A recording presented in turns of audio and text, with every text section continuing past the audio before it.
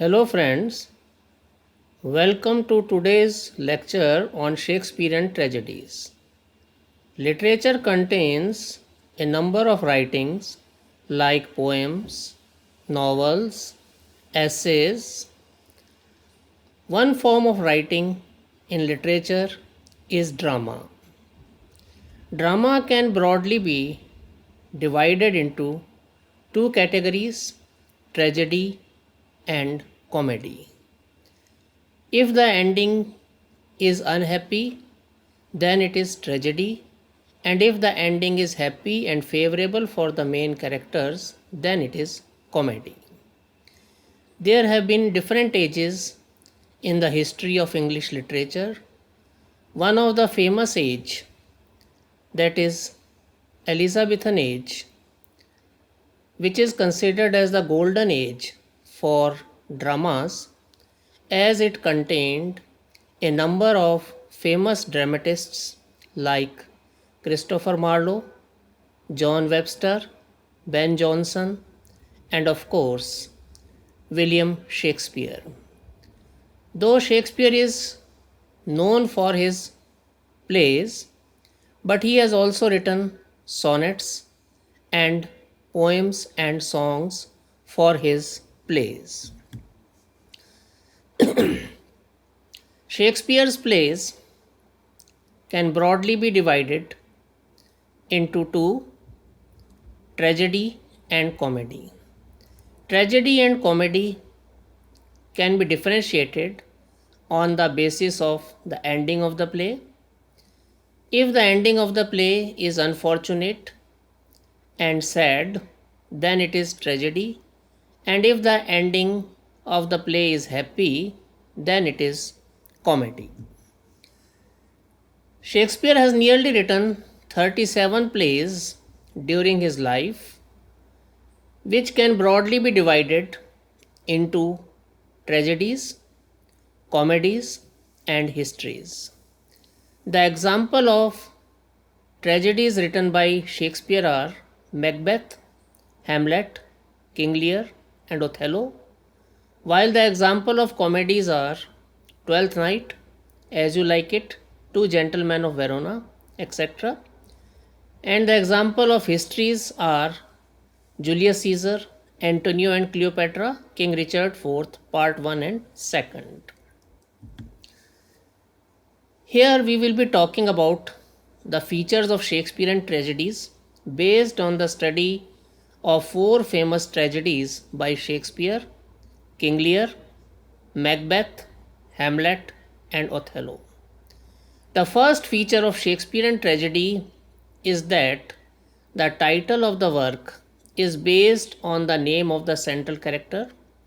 Just by reading the title of the work, a person can come to know about the name of the central character of the play.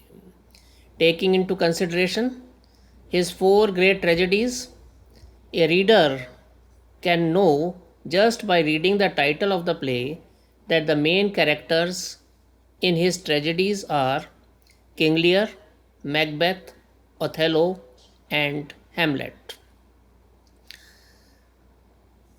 Next feature of Shakespearean tragedy is that the main or the central character belongs to the elite class or the upper class of society or the aristocratic class of society. He is either a king, a prince, or at least a general in the army. As the title suggests, King Lear is king of Britannia, Hamlet is prince of Denmark, Macbeth is general in King Duncan's army, though he later on becomes the ruler of Scotland also, and Othello is also a general of the army. Next feature of Shakespearean tragedy is the presence of supernatural element in almost all the tragedies written by Shakespeare. They are not only present, but in some of the tragedies, like Macbeth and Hamlet, they play an important role also. In the play Macbeth, supernatural element is present in the form of three witches, their god Hecate, and Banquo's ghost. Three witches instigate the ambition of Macbeth by making three predictions about Macbeth that leads Macbeth to murder his own King Duncan in order to become the ruler of Scotland and fulfill one of the predictions made by the three witches.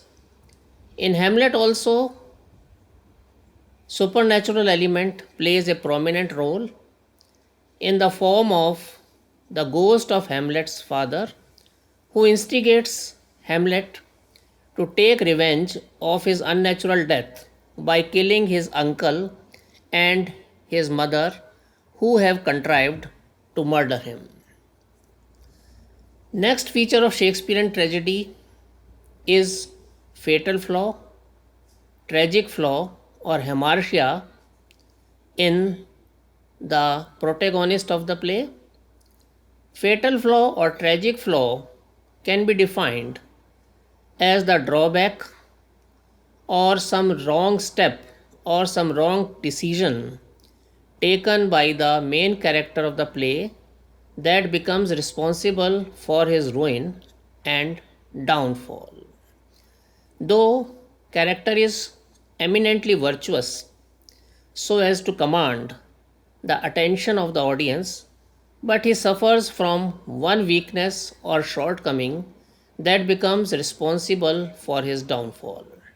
In Macbeth, this fatal flaw is ambition, as Macbeth himself admits that it is only overvaulting ambition that eclipses the better part of his personality. In Hamlet, the fatal flaw is indecision. In King Lear, the fatal flaw that becomes responsible for his downfall is pride or ego, and in Othello, it is suspicion that leads to the death of beautiful woman Desdemona. Shakespeare presents in his tragedies conflict at the external level as well as at the internal level. At the external level, the conflict is presented by dividing the characters into two groups with conflicting interests.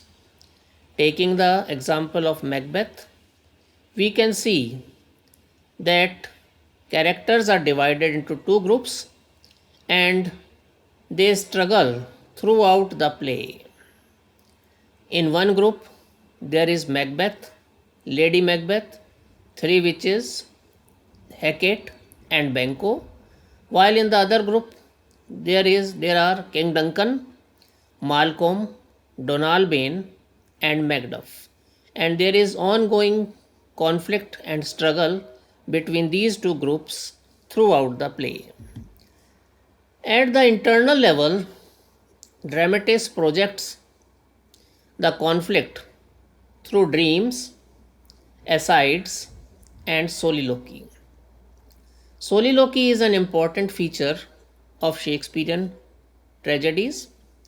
Soliloquy can be defined as the speech by a single character, though a dramatic monologue is also a speech by a single character, but it is different from soliloquy because in a dramatic monologue there is a presence of a listener, though he is passive.